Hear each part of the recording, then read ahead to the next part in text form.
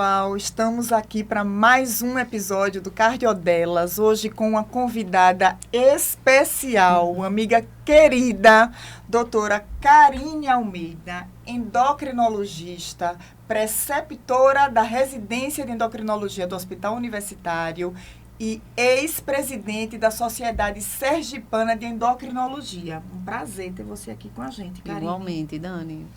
E vocês já sabem, como sempre, eu estou com minhas amigas, cardiologistas maravilhosas, doutora Milena Barros, doutora Adele Cristine, doutora Isabela Góes, e eu sou Daniela Cabral. E a gente hoje aqui vai falar sobre um tema que eu tenho achado sensacional, me debruçar cada vez mais sobre os estudos, porque tem sido, nesse momento, um tema revolucionário no meu olhar.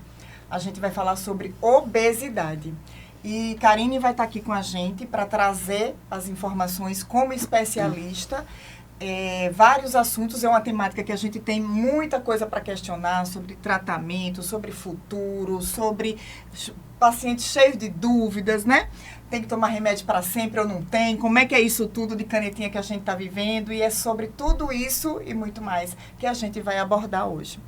Então, eu queria, Karine, que você começasse conceituando, assim, para a gente, de alguma forma, falando o que é obesidade.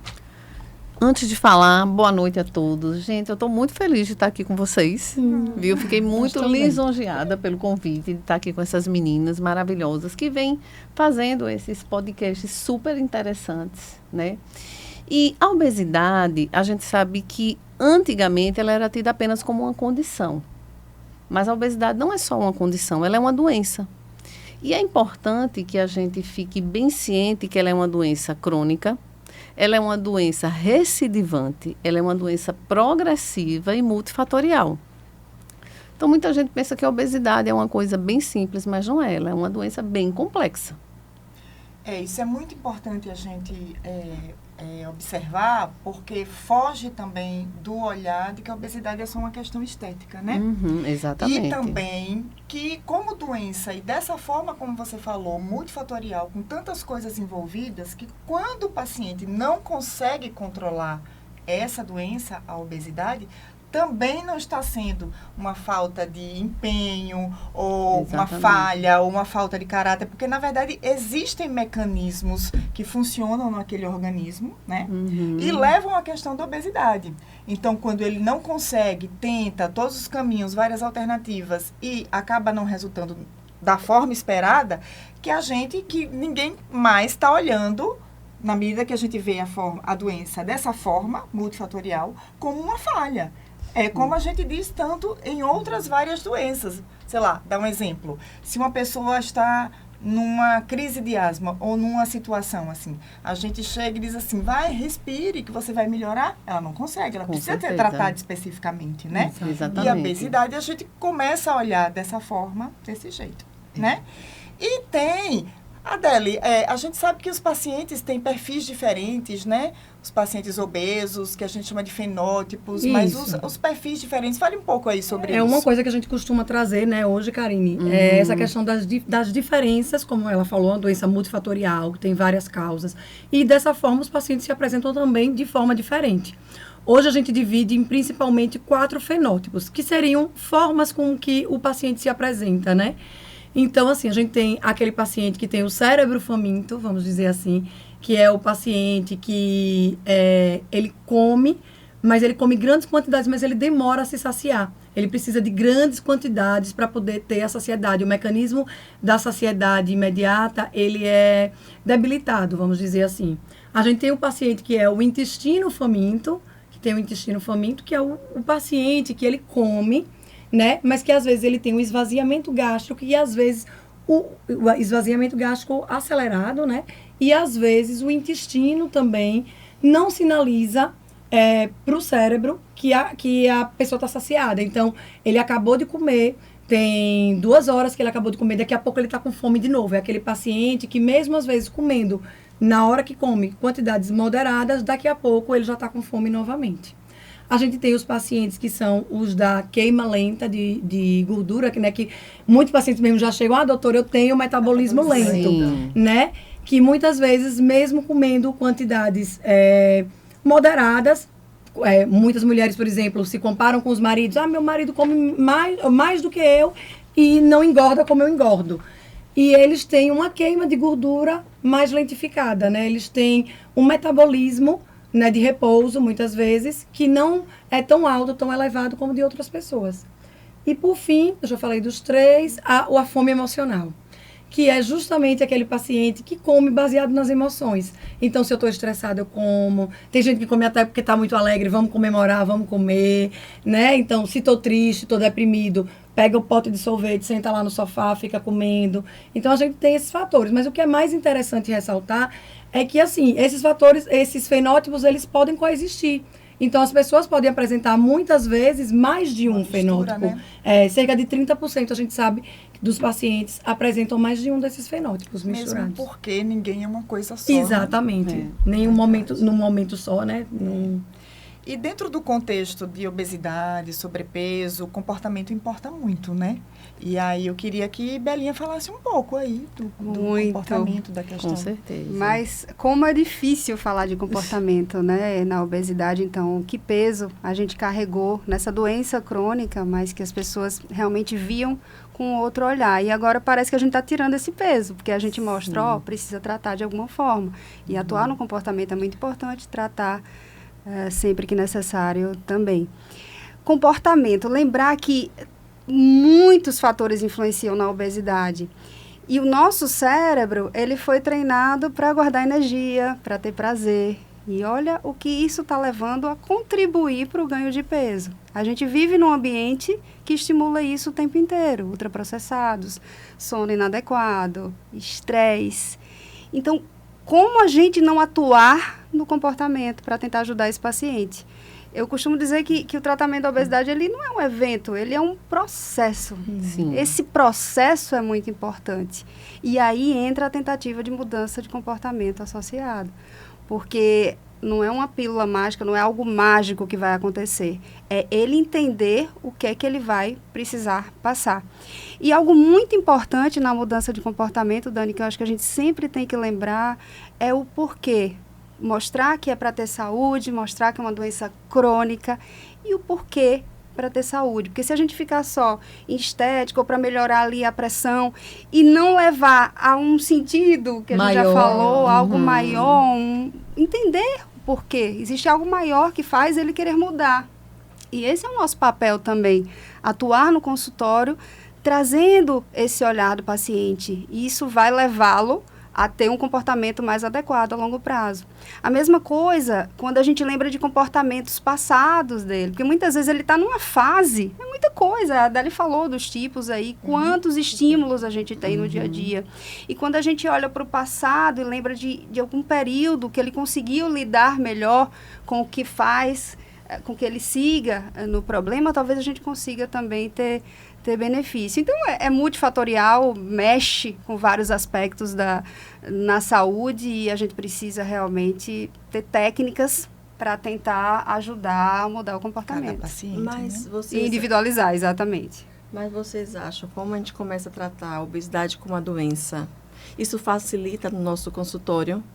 Vocês percebem isso no dia a dia? Porque o paciente, quando fala em doença, porque parece tira que a culpa dele. Eu falei, tira o peso, né? Isso é. Então, quando você começa a tratar a obesidade como uma doença, ele entende melhor. Estou tratando sua hipertensão e eu preciso tratar a sua obesidade porque ela vai agir em outros fatores de risco. E os próprios profissionais de saúde. Eu estou percebendo isso. A abordagem está sendo diferente com esse doença crônica. Então, E o paciente acha que se sente mais à vontade. Mesmo do jeito que ele está tratando a hipertensão, está tratando o diabetes, ele fala, não, a obesidade é mais uma doença que eu preciso tratar. É como se ele dissesse assim, olha, a culpa não é minha, É, eu tenho uma doença. Exatamente. Né? Isso aí. Porque assim, a gente tem que entender que a obesidade, né, essa questão de falta de força de vontade, né, Isso. de não seguir uma dieta. Porque, veja só, para um paciente que tem obesidade, vamos supor que ele esteja comendo uma sobremesa maravilhosa, uma fritura maravilhosa. O que é que adianta eu chegar para ele e falar assim, olha, isso vai aumentar seu peso, é por isso que você não perde peso. Ele já sabe, sabe? E ele fica frustrado, né? E isso aumenta a culpa, né? Mas a gente tem que entender que a obesidade, ela é uma doença e é uma doença predominantemente cerebral, né? Não é à toa esses fenótipos que a Adele está falando aí, o comportamento, né, que Isabela está falando. Então, assim, é um misto, né? Então, assim, esse comportamento alimentar vem de uma série de fatores. Então, a gente tem envolvido o food noise, né, que é o barulho alimentar, a comida ali chamando, né, o paciente, né, e dominando ele. A gente tem aquele desejo impulsivo, a gente tem um transtorno de compulsão alimentar, que já é uma coisa mais séria. Dentro de um comer, digamos assim, emocional, né, a gente tem também o comer hedônico, que é o comer por prazer. Simplesmente eu vim de uma família que sempre se reuniu em torno da comida, da alimentação. Aquilo é uma coisa afetiva, né? E o paciente, ele começa também a desenvolver esse padrão, né? De gostar de comer, de sentir aquele prazer. Tem aquele que a gente chama do padrão serotoninérgico, né? Que ele come para aliviar emoções. O padrão dopaminérgico, ele tem um prazer de comer. Geralmente, esse paciente, ele tem um comportamento que pode estar associado a outros vícios. Comprar roupa sem necessidade, jogar, álcool, né? Então, assim, são vários os padrões. Tem aquele paciente que, não, eu não sou de lanchar, mas ele exagera nas refeições, ele é muito volumétrico, né? Tem um beliscador que a gente chama gummy bear, ele quer docinho. Ele quer um docinho ali, ele quer um docinho aqui. Geralmente é um paciente que adora sentir o croque-croque, né? Granolinha, castanhinha, amendoim, né? Então, são vários padrões. E para cada padrão, existe um tipo de tratamento. Isso. Não é uma coisa aleatória. Então, A importância de identificar está aí, né? então a Você vai gente tem tratar que, melhor. exatamente, identificar esse padrão alimentar, né? O paciente tem que trabalhar esses gatilhos para aí sim o tratamento dar certo. E assim, gente, por favor, hoje em dia, a gente falar que tudo vai melhorar só com a dieta, com a alimentação equilibrada e a atividade física, não vai. Lógico que isso é uma parte essencial, inclusive depois para a manutenção do peso. Mas veja, essa é uma conduta fadada ao fracasso. Infelizmente, né? Era isso que eu ia lhe perguntar agora. Né? Dieta e exercício, a gente sabe que são necessários. São pilares Ninguém importantes. Está querendo dizer aqui que não é para ser feito, É a mas base de tudo. o que os estudos estão mostrando? Na real, dieta e exercício, para a maioria das pessoas, consegue controlar a obesidade? Não consegue. E tem uma coisa, a gente vê inclusive profissionais de saúde, né? Assim, o paciente chega assim, falando que está, né, tomando uma medicação, e tem profissionais de saúde dizendo assim, eu sou contra. Você tem que se esforçar, Como não se fosse vai uma dar coisa de certo. opção, Né? e não de ciência. Pois Pois é. é. Então, assim, primeira coisa que a gente tem que entender, como a Isabela falou, a gente tem um metabolismo e um cérebro que sempre vai querer o nosso maior peso, porque a gente quer mais energia, o que a gente chama de setup hipotalâmico. Então, eu sempre vou tender a ganhar peso. Isso é explicado até ancestralmente. Sim. Antigamente, a gente tinha pouco acesso à comida, né? O homem das cavernas. O que é que acontecia? Nesse pouco acesso, quem sobreviveu? Quem tinha o metabolismo mais lento. Então, desde muito tempo, a gente acumula energia para sobreviver. Porém, mudou, né? A gente tem muito acesso à comida e a gente tem pouco movimento. Então, todo mundo começou a ganhar peso. E muitas E vezes muitas vezes a ruim, qualidade, né? a qualidade. E a né? qualidade, Fast exatamente. food, tudo, né? Esse Uma corre-corre série da de vida. ultraprocessados. A gente gasta muita energia para ir atrás de comida boa, de comida saudável. Exatamente. E o que é que acontece? Quando a gente perde peso, vamos lá. Maria foi, se esforçou, malhou, fez atividade física, né, vigorosa, começou a comer melhor, perdeu peso. Sabe o que é que o nosso organismo faz? Diminui o metabolismo. Isso, verdade. para tentar compensar. Ele quer voltar. E sabe o que é que acontece? Aumenta a produção cerebral dos hormônios da fome. E aí, esses 3 quilos que você perdeu e ficou super empolgado em um mês, no outro mês você não perde mais. E aí você tem um desejo, come uma coisinha no fim de semana, aumentou mais 1 quilo. E o paciente vai se frustrando, né? Com certeza. Então, o tratamento medicamentoso, ele vai corrigir justamente esses fatores, né?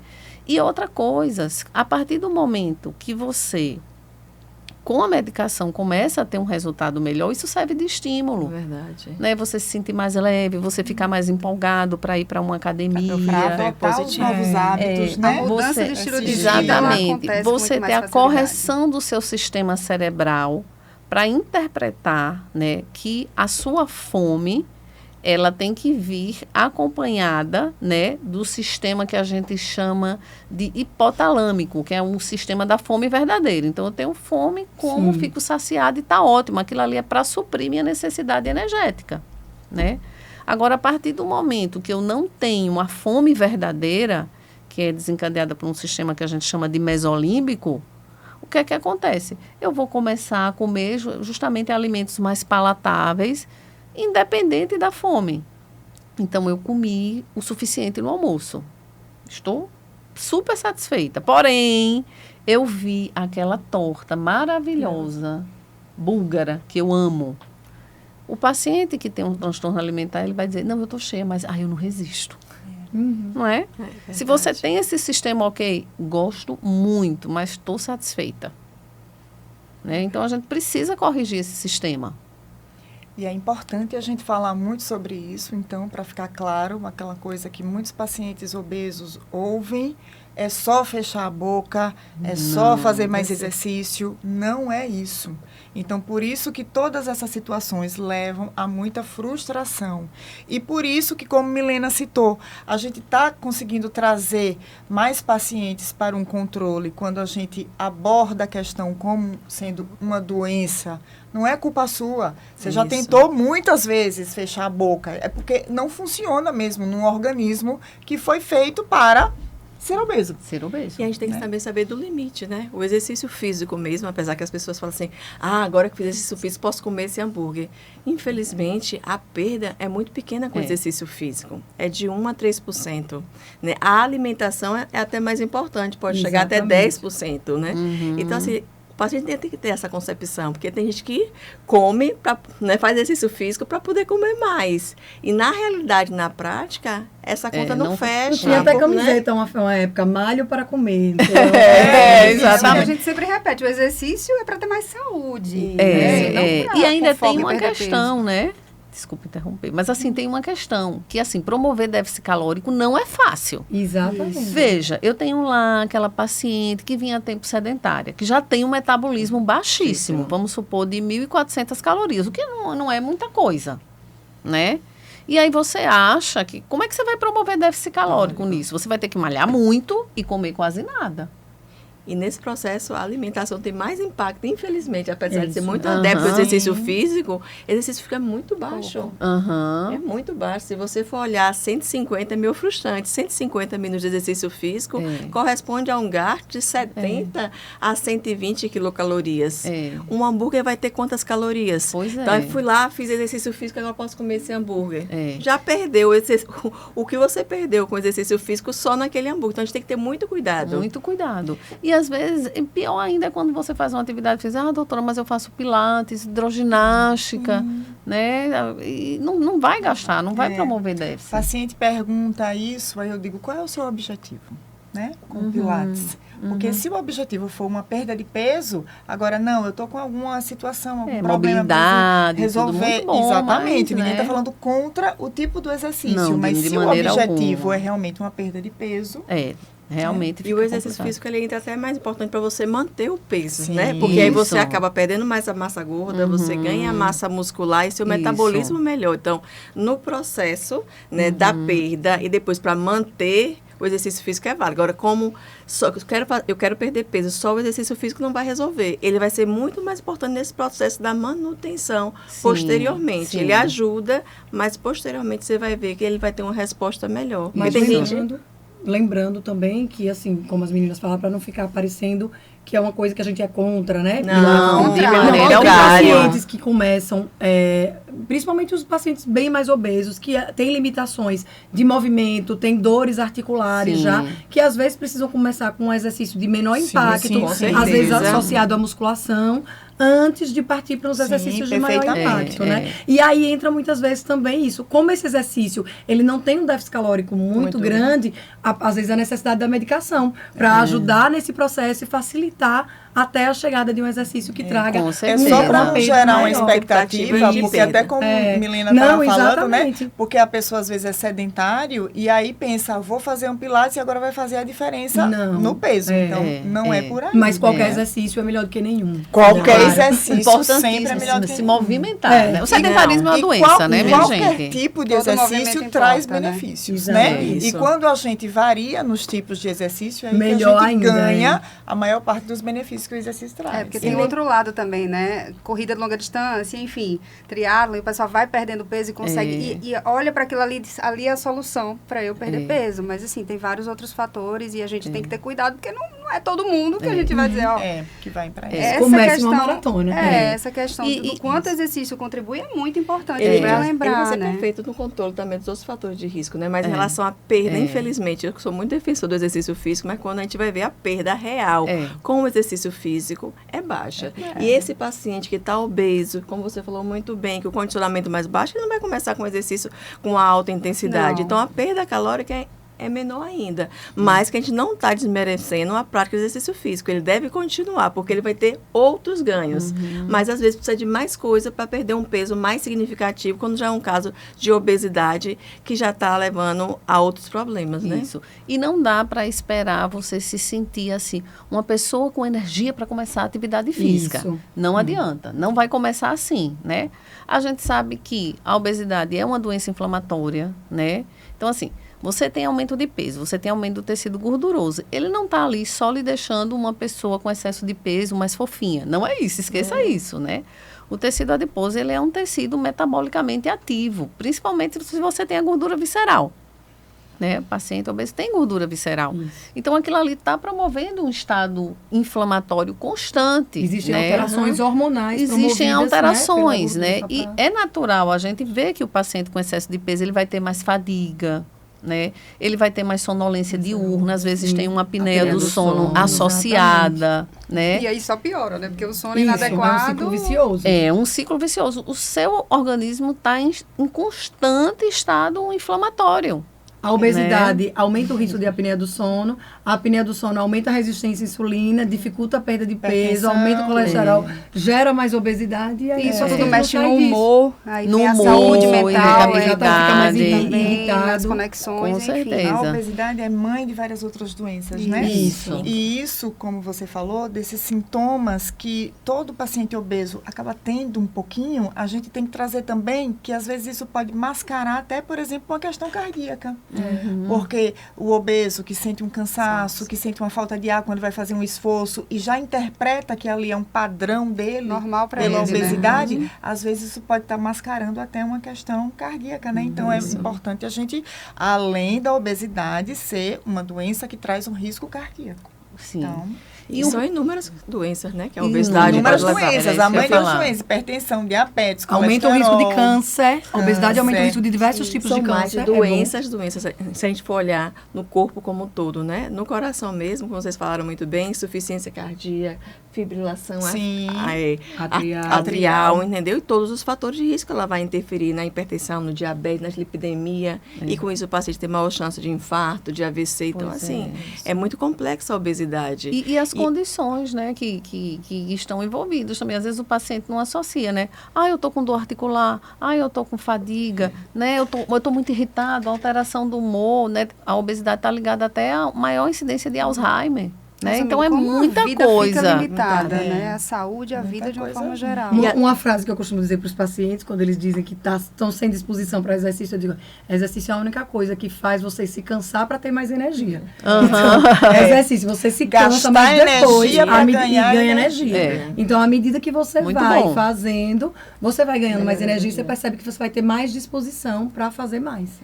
E é um processo, né? Gradativo. E eu queria, Karine, que você desmistificasse aqui um pouco para a gente essa questão dos tratamentos, certo? Como já foi abordado aqui, que até tem profissional de saúde dizendo não use, né? Um Sou absurdo contra, né? o que Ela a gente falou. tem aí os estudos mostrando.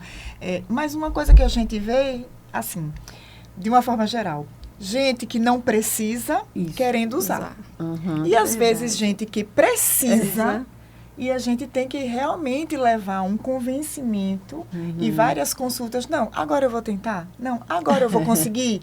E até que a gente chega ao ponto de dizer assim, mas o senhor já me disse isso tantas vezes, ainda não chegou talvez no seu tempo, de entender, né? Mas assim, desmistificar para a gente aí, que tem vários tratamentos, é ganho de saúde mesmo com eles, Com muita certeza. coisa envolvida. Fala um pouco dos efeitos colaterais, como é que funciona isso aí? Então, o tratamento da obesidade é a vedete do momento. Isso. Né? Então, assim, até há pouco tempo, nós tínhamos medicações que davam aí em torno de 5 a 10% de perda de peso, que é pouco. Então, assim, hoje a gente tem medicações que vão a 20, 22% de perda de peso, uma coisa que a gente nunca viu. E isso fez o tratamento da obesidade ficar muito em alta. As medicações para a obesidade, né, as novas, as famosas canetinhas, eu não gosto desse termo caneta emagrecedora, né, uma caneta para perda de peso, elas vieram mudar toda essa história, né, porque elas não atuam só diminuindo o apetite, né, e aumentando a saciedade. A questão não é só essa. São medicações que, de fato, atuam no cérebro e no metabolismo, trazendo benefícios, né. Então, são medicações que vão agir atuando na gordura visceral, né, diminuindo a inflamação. São medicações que auxiliam o cérebro a coordenar essa questão de neurotransmissores da fome, né, de dar uma ajuda a diminuir fudinose. Enfim, são medicações que agem a nível cerebral, a nível de gordura visceral. Então, são medicações que vieram realmente para mudar esse tratamento da obesidade. O que é que acontece? Como o Dani disse muito bem, gente que não precisa utilizando, levando também a uma certa banalização do uso das canetas. E aí, pacientes que realmente necessitam ficam com receio. Então, a gente tem dois extremos aí, né? A gente tem também, nesse meio, pacientes que se automedicam, né? Medicações não fazem um acompanhamento. Uma coisa extremamente grave que está acontecendo agora são as medicações clandestinas. Isso. E bem comum, né? Bem comum. Bem Perigoso e comum, né? Vendidas em qualquer lugar. Vendidas Gente, em qualquer parece que lugar. Sabe-se E lá a como são pessoa se submete, armazenadas. né? E a se pessoa se submete. submete. É porque Se muitas submete. vezes eu recebi uma paciente que a filha estava usando e estava comprando para a mãe e ela achou completamente normal. Ela disse, mas a gente está usando e não tá tudo bem. Pois é. Mas tá tudo bem, como assim, Não sabe né? nem a procedência, Então, né? muitas vezes Impressionante. ela... Tá tudo bem até Não, ela não estar. sabia a procedência Né? que Até era o ruim, momento né? que pode não Pois estar. é. E Mas assim, o que eu quero dizer é que muitas vezes a pessoa não imagina o mal que aquilo ali vai fazer. Então, a gente precisa realmente esclarecer. Pois é, e bater tem nessa outra coisa, tecla. vamos lá.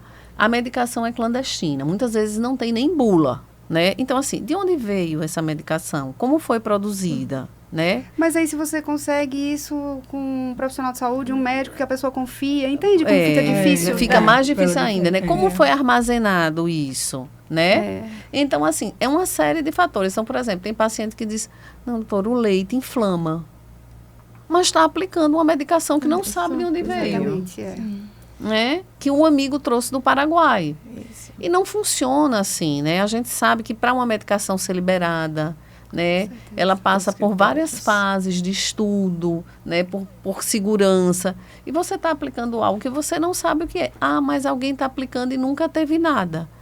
Mas aí isso é uma, Ou foi é uma prescrito roleta por um russa, profissional de digamos saúde. assim. E até que tenha tido, né? Ninguém Até tem que nada tenha até apresentar. tido, é. A pessoa é o que eu digo da hipertensão, mas doutora, mas eu nunca tive a pressão alta. Nunca teve, mas agora está apresentando. Então, E colocar algo que você não sabe nem a procedência, né? Isso. É impressionante E a o- confiança é que muita eles têm. coragem, né? né? muita coragem. uma dica que eu dou, porque Talvez às vezes- irresponsabilidade, Porque às vezes, até, como, né? como Ou Isabela falta de falou, conhecimento. ou Ou falta de às vezes é conhecimento falta de também. conhecimento. Então, uma dica que eu Nesse quero dar caso aqui foi. para os pacientes é aprendam a procurar. No site do CRM, você consegue procurar ao menos isso.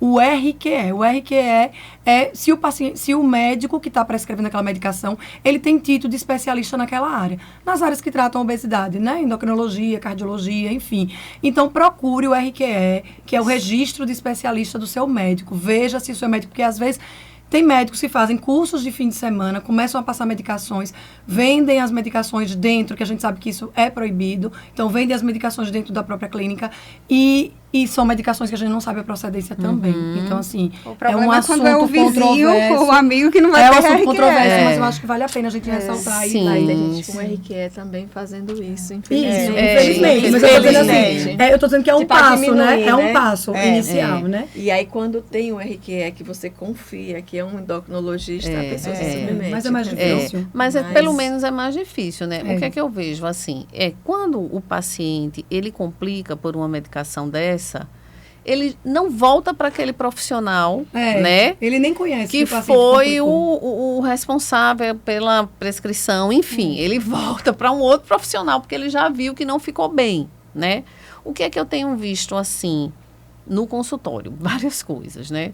Então, assim, pacientes que realmente entram num grau de desnutrição, de uma depressão vitamínica importante, com perda de massa muscular, perda de massa óssea, né? Os pacientes pensam que não pode ter... Porque, assim, você usa uma medicação dessa, não é para você deixar de comer, é para você aprender a comer. São coisas completamente diferentes, né? Então, se você vê que o paciente travou a boca, que ele não está comendo nada, a gente tem uma série de medidas para tomar, né? Diminuir a dose, espaçar a dose, ver como estão essas vitaminas, suplementar o paciente, orientar, né? Então, tudo isso é parte de um contexto. Então, por exemplo, não adianta você perder 10 quilos e 6 quilos de massa muscular. Isso. Né? Existe a questão da progressão da dose. A gente tem que ter uma paciência. Por quê? Porque se você aumenta a dose muito rápido, você vai ter mais efeitos adversos. Né? Você vai ter mais complicações. Então, assim, existem contraindicações para a medicação? Existe. Isso tem que ser avaliado. Né? Então, Escolher a melhor opção. Escolher a melhor opção. Não é a mesma caneta para todo mundo. Que me perguntam, doutora, porque que às vezes o mesmo nome, uma é para diabetes e a outra é para perda de peso. Então, tudo isso o paciente... tudo isso é. Então, assim, eu já tive as mais diversas complicações, né? Desde uma celulite grave no braço, eu tive uma paciente que passou 21 dias internada. Por quê? Porque é uma medicação que foi condicionada realmente em situação, né, em condições precárias. Ela desenvolveu. Foi do clandestino. Do clandestino, né? Pacientes que chegaram até insuficiência renal porque passaram a não tomar mais água, gente. O rim fechou, né? E pacientes realmente com depressão de massa muscular, que infelizmente optaram por ir a profissionais não qualificados, onde houve um aumento absurdo de dose muito rápido e a paciente realmente entrou praticamente em inanição. Né? Então, vocês vejam que, assim, quando o paciente está em obesidade ou sobrepeso com comorbidades, o emagrecimento, o tratamento do emagrecimento é muito bem-vindo e tem base científica para isso, mas precisa ser bem acompanhado. Porque o que precisa ser feito não é só a perda de peso em si. Sim, é a perda de peso com qualidade, com critérios e atenuando os malefícios, os possíveis malefícios. Os efeitos colaterais. Porque, inclusive, a magreza pode não ser saudável também. Né? Então, a gente tem que ter muito cuidado com isso aí. Recentemente, eu atendi um paciente, ele vinha em programação mudança de estilo de vida, fazendo tudo certinho, seguindo o plano de ação, enfim, perfeito. A gente, ele, como ele mesmo falou, se encontrou na natação, além do que ele já fazia, musculação, vinha realmente mudando de estilo de vida. E ele comentou comigo, ele ainda estava um pouquinho, assim, ele não tinha indicação, mas assim, ele queria perder uma barriguinha e tal, e aí ele comentou, ele estava evoluindo muito bem, digamos de passagem, mas ele comentou que no grupo de amigos ele estava se sentindo estranho, porque só ele não estava usando. Sim. Então, assim, será que não... E aí ele ficou, mas eu não quero usar. Ele estava muito feliz com a progressão, você entende? Da mudança de estilo de vida e com os resultados que ele estava tendo. Porque no caso dele, não precisava. E aí a pessoa começa a se comparar, porque está todo mundo usando. Isso é muito perigoso, né, Karine? O que eu percebo é Muito essa virada, né, demais. de chave. Quando você realmente muda o estilo de vida para você manter essa perda de peso, é fundamental. Porque ainda os estudos ficam, né, Karine? É para usar por mais tempo, mas muitas pessoas não conseguem manter por mais tempo. E se a pessoa não modifica um pouquinho o seu estilo de vida, o reganho é até pior. Exatamente. Uma questão que os pacientes assim abordam outra, doutora, por quanto tempo eu vou usar a medicação? Não sei. Não sei. É uma doença crônica, gente. Então, assim, é um tratamento prolongado. A gente sabe, assim, que é um tratamento caro, né? Eu alerto aos pacientes, mas, assim, às vezes eu faço assim, quanto tempo a senhora puder usar? Vamos usar, né? Tem pacientes que param, voltam. A perda de peso e o reganho é uma coisa que oscila muito. E uma coisa que Milena falou, que vocês falaram assim com relação a estilo de vida para manutenção de peso é importantíssimo. Por quê? Porque a gente sabe que esse tecido gorduroso do reganho, ele é mais inflamatório do que o tecido gorduroso da obesidade inicial. Perfeito. Exatamente. É isso. Ele é mais ativo. O tal do né? efeito sanfona é perigoso, não é isso? O tal do efeito sanfona é muito perigoso. Então, o que é que eu vejo? Eu vejo a pessoa indo lá, usando às vezes a caneta por conta própria, sem a mínima orientação, sem modificação nenhuma do estilo de vida, vai perder peso, porque está comendo menos, né? E, de repente, para a caneta, para de usar, e vem aquele reganho, e isso vira uma bola de neve. E de repente Né? a pessoa que não precisa, que está fazendo tudo certinho, se acha estranha porque não está usando. Entende como isso está confuso e está complicado? Isso, parece que usar a caneta virou um status. Isso, era aí que eu queria chegar. Tá estranho. Tipo assim, eu uso a caneta. Você não usa, não acredito. Não, recentemente uma noiva distribuiu no casamento, em vez de Sim, jogar eu o vi. tradicional buquê, jogou caixa de medicação injetável. Sim, é. Então, É a assim, Nesse banalização. nível. é a nesse banalização. nível. Mas, por favor. Tá Ricardinho, olha a cara de Ricardinho ali, minha gente. Não, mas por favor, assim, foi um ponto importante vocês terem tocado nisso. Gente, a medicação, quando feita da maneira correta, né, comprada na farmácia, são medicações excelentes, de laboratórios de confiança, né, que vão trazer realmente benefícios. A gente não pode deixar essa banalização acarretar na falta de benefícios que pacientes que realmente No medo de precisam usar dos pacientes fazer. que precisam, né? inclusive porque diminui risco cardiovascular. Gente, a medicação também. é incrível, porque ela não só diminui o peso melhorando a autoestima, ela vai diminuir inflamação, vai diminuir gordura visceral, vai diminuir risco cardiovascular, melhora a pressão, colesterol, triglicerídeos, revolução na fatores. saúde. uma Isso é revolução, a fato, apneia é. do sono, melhora a fertilidade, porque Coisa que diminui a muitas vezes resistência antes a gente só conseguia insulínica. com cirurgia. Pois E é. uma coisa fantástica, o paciente, ele fica feliz com o resultado. Exatamente. Porque é algo que eu sempre falo, a gente da cardiologia lida muito com doenças de muito risco, mas que não geram sintomas. Sim. Então, a gente prescreve uma medicação para pressão, uma medicação para o colesterol, mas o paciente, ele não sente um impacto verdadeiro no uso daquele medicamento. A gente convence, explica, sabe que precisa usar pelos riscos, mas não faz uma mudança ali na qualidade de vida. E na obesidade, seja pela questão estética, que a gente tem que reforçar também, existe, ou seja, pelos ganhos que ele vai percebendo de melhoria na qualidade de vida dele, o paciente se empolga com o tratamento e ele quer usar o tratamento. É uma dor muito palpável que a obesidade traz, né? De Isso. perda de qualidade de vida, o paciente não consegue, às vezes, amarrar um sapato, não consegue Muita brincar coisa. com o neto, que é um pouco daquilo que você falou, da gente trazer isso. Por que você quer emagrecer? Qual é o seu A objetivo? motivação Então, a intrínseca. motivação muito mais forte do que simplesmente, eu quero perder peso. Isso. E Agora, aí, essas motivações vão mudando, viu? Claro, sim, ao longo do tempo. Porque começa Isso. no nível assim Às e depois, no final do ano, é usar um vestidinho Isso, justinho. E outra, às vezes o paciente não tem nem noção de quanto ele tinha perdido a cota, porque ele já está acostumado, aquele paciente que é obeso crônico, que ele vem já desde, às vezes, a adolescência, tudo com sobrepeso, ele já é acostumado a subir a escada devagar porque cansa, ele já é acostumado a não fazer certos movimentos porque sabe que não aguenta. E quando ele perde o peso que ele começa a fazer, aí é que ele percebe, meu Deus, eu já devia ter perdido peso antes. E o bom é quando a gente vê isso, o ciclo virtuoso, né? Isso. Porque ele começa a conseguir fazer mais exercício, fica feliz com as respostas que está tendo, pratica mais, já olha para a comida Sim. também, Sim. fazendo boas escolhas para colaborar. Mas aí eu lembrei, existe o contrário também, né? A parte psicológica, como se a pessoa não se reconhecesse daquele jeito, tivesse uma tendência a se ver como ela era antes. Sim, Você sim, vê isso sim, também? sim, Eu vi um caso recente assim,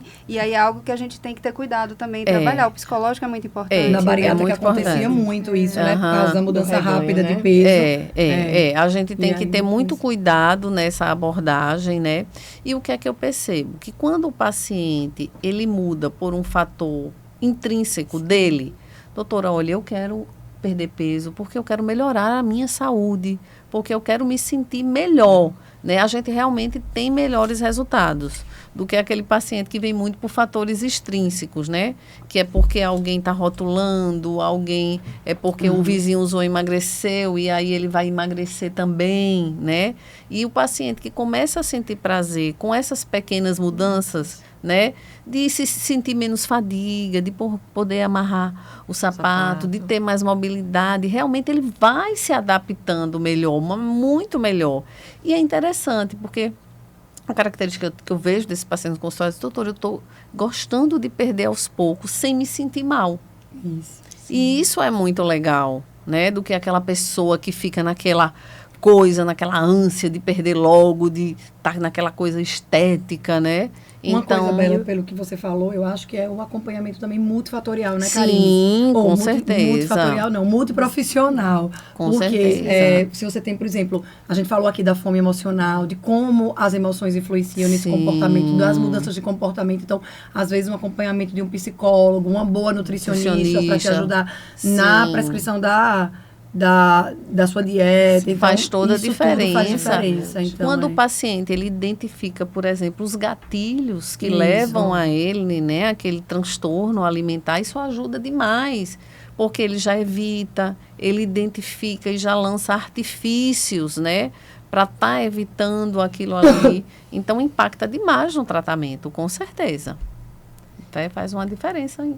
E eu acho grande. que nesse processo aí o exercício físico é fundamental, né? sim, com Para certeza. manutenção. Se ele mudar realmente o estilo de vida dele, ele consegue manter depois. Consegue. Porque hoje o que a gente vê ainda é a dificuldade de se manter a medicação. Mas quem consegue mudar o pensamento, como enxerga o seu estilo de vida, se ele conseguir realmente mudar isso depois, ele vai. Porque E uma coisa interessante que a medicação está fazendo, ela não está melhorando só o paciente, ela está melhorando o ambiente obesogênico da Verdade. família, né? Porque assim, o esposo que vê o resultado da esposa, aí faz, olha, ela está perdendo peso. Aí já vai para a consulta também. E aí eles já começam a olhar mais os filhos, aquele adolescente, aquela criança, já começam a se preocupar mais, já começam a falar assim, doutora, eu não quero que ele fique como eu fiquei, que passe pelo que eu passei, né? É uma transformação do ambiente. faz ajuste É da uma transformação do alimentação em ambiente. Do ambiente, exatamente, né? Porque essa questão do ambiente muda tudo, né? Então, assim, antigamente a gente tinha aquelas crianças, né? Que uma alimentação hipercalórica, aquela mãe que acorda a criança de madrugada para estar alimentando, né? E ali vai se desenvolvendo todo um padrão. Né? O fato hábito. do pai ou da mãe estar fazendo exercício também, a gente sabe que as Estimula. crianças que vivem em ambientes que veem seus pais praticando atividade física, elas têm uma tendência a praticar maior do que as crianças que não veem. Você melhora a alimentação de toda a família, Isso. né? Porque todo mundo passa a comer melhor. Então, a gente tem esses impactos bem positivos também. mudar a base, né? A gente Mudar precisa mudar a base do estilo de vida aí realmente que vai ser, acho que o divisor. Isso. Aquele que só usa medicação, mas não muda a sua base, não muda seu estilo de vida, a chance depois, quando parar a medicação, de reganho é muito maior. Com certeza. Eu acho que o exercício físico ele é fundamental nesse processo aí. Você perdeu depois para manter, melhorou a massa muscular, melhora a queima, é muito mais fácil esse paciente depois continuar com o peso controlado. sem Lembrando reganho. que, mesmo para quem para, que vocês passam, né, a dose da medicação, que ganhou, que chegou na sua meta, que passa o acompanhamento. É fundamental. É contínuo, porque a doença é crônica. Então, antes que o reganho chegue, você tem que estar acompanhando, indo regularmente, vendo se às vezes precisa voltar uma dose menor, não é isso, Karine? Isso, exatamente. É importante. Assim como é importante também a gente não perder o time de iniciar a medicação, né? Sim. Porque assim, quando é que eu devo iniciar a medicação para o tratamento? Você não tem que esperar chegar numa obesidade grau 3. Essa Isso. classificação a gente nem utiliza muito, mas numa obesidade clínica, né, já com complicação. Não, qual é o momento? É quando eu começo a perder o controle sobre o meu peso. Isso. Né? Então, de repente, você vê uma pessoa, né, que está com sobrepeso, 70 quilos, você fala, mas você não precisa. Mas essa pessoa, nos últimos 6 meses, engordou 10 quilos. Isso. Sim. A gente tem que começar agora. Eu não tenho que esperar ela ter diabetes, né? Porque a história, ela começa bem antes, né? Então, a gente vai evitar um evento mais na frente. Recentemente, eu tive uma paciente de 53 anos que infartou. Essa paciente já tinha ido para mim há 6 anos, apareceu agora. Há 6 anos, quando ela foi, a gente já tinha abordado, né, a questão do peso, ela fez os exames, mas assim, ela passou esses 6 anos sem tratar. Nesses 6 anos, ela engordou 22 quilos. Meu Deus. Ela já foi para mim pré-diabética. Nesse período, ela ficou diabética. Ela infartou.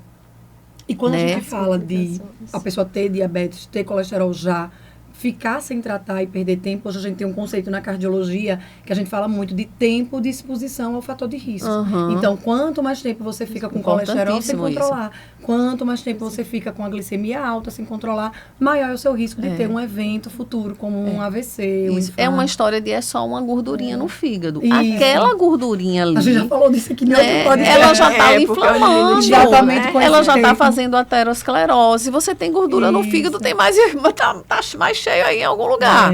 Né? Então, a gente tem que começar a atuar quando você perde o controle sobre o peso. Lógico que não precisa você dar um tiro de canhão, né? Numa coisa menor, mas a gente já tem que começar a atuar, e muitas vezes com medicação, porque às vezes a paciente já chegou num curto período de tempo já ganhando muito peso. Né? Mas Existem as medicações orais também. Existem ainda, outras, né, que não é? podem ser associadas, Exatamente. às Já vezes, não corrigir um necessariamente padrão isso. alimentar que já está dando aquele distúrbio, né? Um padrão beliscador, um padrão emocional, tudo isso é importante. Mas, Karine, assim, para quem está nos escutando, né, para não achar que também é tudo medicação. Antes de entrar na medicação, primeiro você tenta melhorar a base do paciente, a dieta, o exercício físico, ou você já entra tudo associado? Ou você dá um tempo primeiro para o paciente se reorganizar, Olha, para depois iniciar a medicação? então, depende muito do paciente, mas eu confesso que hoje, na maioria dos casos, eu entro com a medicação. Por quê? Porque a gente tem uma escala de fenótipo e comportamento alimentar, que é FCA. Eu costumo fazer com os pacientes para identificar esses padrões. E a gente vê que realmente existe algum padrão desencadeando aquilo ali. Então, sempre tem um comer emocional, sempre tem um padrão beliscador, de comer hedônico. Então, a gente precisa corrigir isso, porque, veja, como é que o paciente vai seguir uma readequação alimentar se o cérebro dele não permite? Ele até faz 2 semanas. 2 a 3 semanas. Depois ele se irrita e não faz mais. Primeiro porque a perda de peso é modesta. Porque a grande maioria não faz uma grande atividade física. Isso. Então ele já fica triste dali. Até pela limitação da obesidade mesmo, já Pois dificulta um pouco, ainda mais se for sedentário, Eu né? me esforcei, eu tirei o pão, eu tirei o refrigerante, eu não comi doce, né? Então, tudo isso tem que ser levado em consideração. Então, de fato, a medicação realmente entra aí como a cerejinha do bolo, até para ajudar ele a seguir, né, uma alimentação mais equilibrada e a fazer atividade física. Para quem tem indicação, deixar isso bem para quem claro. tem indicação. Né? Eu Quem venho tem indicação. preocupada A gente está falando em sobrepeso, de Paciente, fato, com né? sobrepeso E obesidade diagnosticados. diagnosticados, exatamente. Minha preocupação é quando você não muda um pouquinho uma base, já entra com a medicação e o paciente não está preparado, entendeu? Às vezes eu fico com essa vontade de dar uma chance só para ele arrumar um pouquinho o estilo de vida dele, para quando entrar com a medicação ele já está mais consciente, porque o que eu percebo muito, às vezes entra com a medicação, mas não muda nada. Fica com a inapetência um pouco, mas não modifica o tipo de alimento, não faz um exercício físico, faz em vez em quando. Então, às vezes eu tento mudar um pouquinho o comportamento antes da medicação, para prepará-lo melhor. Ele vai saber que possivelmente ele vai usar a medicação, eu abordo a medicação, mas eu dou umas 2 consultas para ele me falar como é que está sendo o lidar com a comida, como ele está com relação ao exercício físico, para a gente introduzir a medicação. Porque eu fico com medo quando ele vê, estou perdendo, e não valorizar os outros pilares de trabalhar a base. E se a gente não trabalhar dieta e exercício físico, depois o reganho acontece naturalmente. Se a gente não trabalhar também o emocional, como ele lida com isso, e isso acontece, a gente vê normalmente no consultório esse reganho. A maior dificuldade é manter a perda de peso. É e querendo ou não, a medicação, ela tem um custo ainda elevado para muitos pacientes. E aí, às vezes, eles querem começar a medicação, mas eles param. Quer usar 6 meses, quer usar 8 meses não, e isso não depois param. existe. Então, assim, isso é importante. A gente tem algumas alternativas, né? Assim, tudo não se resume à caneta, Isso. né? Essa questão que você falou desse pilar, né? Da atividade física, da alimentação, é super importante. É uma abordagem adequada, Mas, assim, nem sempre a gente consegue. Às vezes a gente tem que fazer o caminho inverso, sabe? Fazer a medicação para ele poder seguir. Eu acho que é muito da gente sentir o paciente. É verdade. Claro, Porque individualizar. Tem que individualizar o tem paciente. que Senão também tem aquele individualizar. paciente, como você falou, que começa uma atividade física, não consegue, não tem força, e aí tá desestimulado, gera frustração e entra num ciclo vicioso Eu de vejo atribuir. mais tendência, se o paciente tiver recurso financeiro, claro, e a gente conscientizar que tudo precisa ser feito ao Em mesmo conjunto. parceria. em Exatamente. conjunto. Eu também Eu penso acho que desse a jeito. medicação entrada de forma precoce para dar uma ajuda nisso aí e ele entrar junto. Agora, Serve por até como exemplo, estímulo pra como as manutenção. pessoas são diferentes. Eu tenho um paciente que estava tendo excelente resultado de perda de peso e tinha comprado um cruzeiro. E ele parou a medicação porque ele queria comer no cruzeiro, entendeu? E como é que ele ia para o cruzeiro em uso da medicação e não ia ter vontade de comer? Ganhou tudo que tinha perdido.